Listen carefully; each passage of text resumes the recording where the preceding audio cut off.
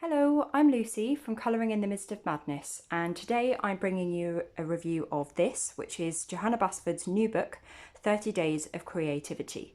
Now this is the UK edition, and I also have a copy of the US edition.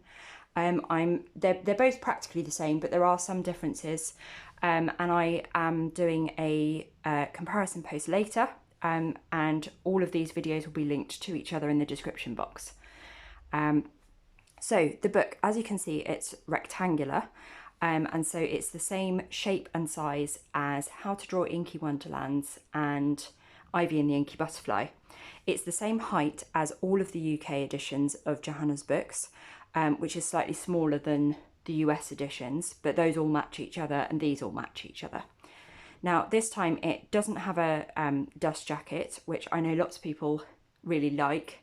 Having them, and I really like having them, so it's slightly a shame, but at the same time it is really lovely, and it does keep it from getting damaged, so it's quite nice having it like this, especially as it's an activity book.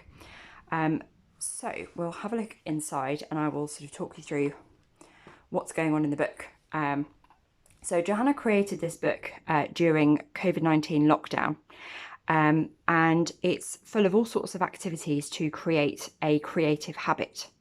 So here you've got a completely colourable design, and this is front and back, and it's not shiny, so you should be able to use whatever mediums you want on here.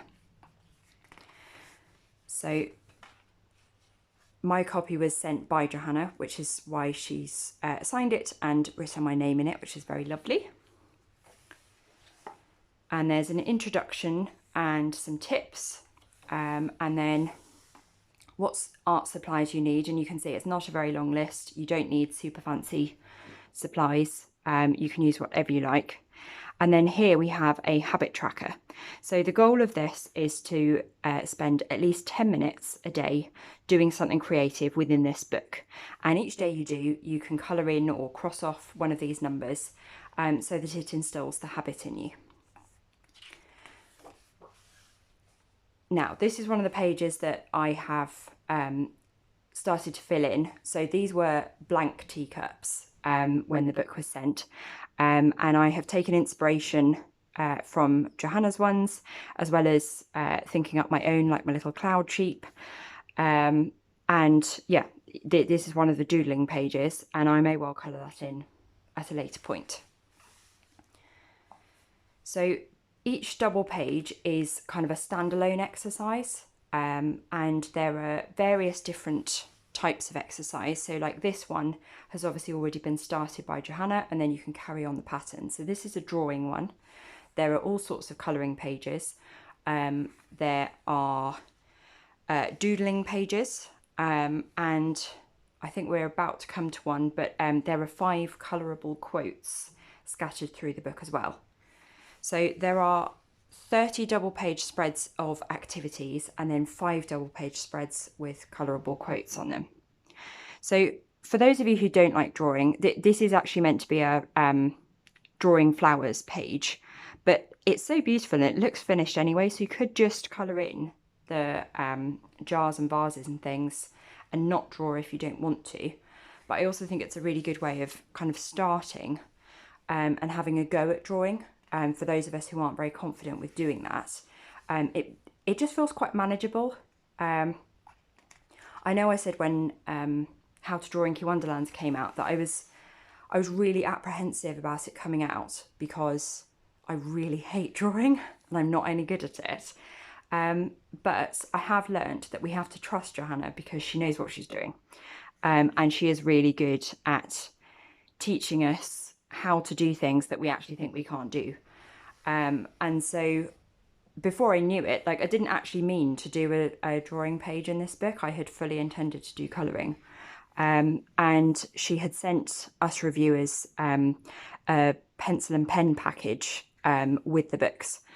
And yeah, before I knew it, I was testing those out and having a go at drawing on teacups, and they're not terrible. So I was quite pleased with that. So here's one of the quotes I was telling you about, and as you can see, there's quite a bit of text throughout the book giving you instructions and encouragement, and all sorts of things like that.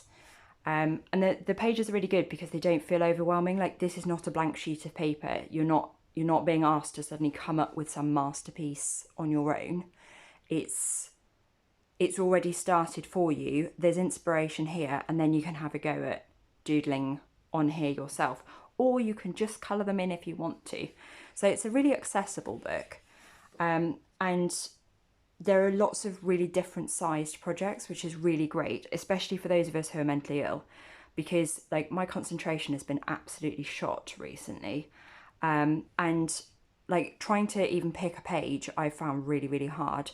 But like, this is such a good page for days like I've been having recently, because I can just pick like one of these images that sort of speaks to me at the time. Like, I really like this anchor with the little fish and the rope going around it.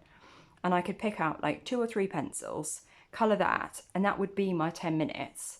And I can guarantee I'd feel calmer afterwards.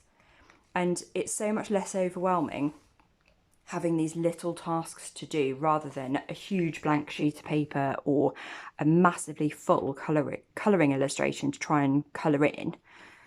And yeah, there's so many sort of little wins that you can have along the way, like doing one robot or one drawing, or drawing and colouring on one teacup. So as you can see, there's a really good range of different things to colour. So we've got some lovely baking ingredients and utensils here.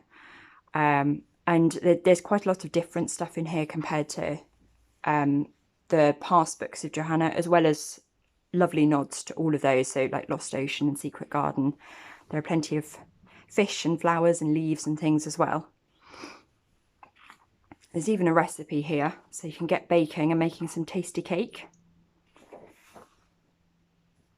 But yes, it's a really lovely book that I actually, completely honestly, wasn't expecting to enjoy, because I like just colouring. That's my favourite thing. But it's actually really lovely, and it has definitely drawn me in, which I was not expecting. And again, like, yes, this is a whole page, but you can just do each snow globe on its own. So the paper in this book is the same as all of the UK editions that have been printed with Ebury Press, which is the publisher of this book. So everything from Magical Jungle onwards was printed with this paper, and it's a sort of medium thickness. It's not too toothy, but it has got some tooth, so you can definitely build up some layers of pencils. It's pretty good with water-based pens. You need to be a bit careful with water if you're going to use watercolours, because it's not sort of made for that. But if you're very light with the water, then you'd be all right. You definitely need to avoid alcohol markers because they'll bleed through the pages, and obviously it's printed double-sided. It's a sort of pale ivory colour, so it's not harsh white, but it's not remotely sort of yellowy or anything. And it's just really lovely. So as I said, this is the UK edition, which publishes on the 28th. The US edition is out on the 26th, and I will put links to purchase both of those in the description box. And I'm reviewing both on my blog, so if you want to look at photos of this or read written descriptions of it, you can go and find that there.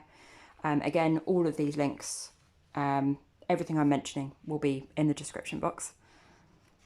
So here we've got some lovely kites that you can doodle on and add patterns to.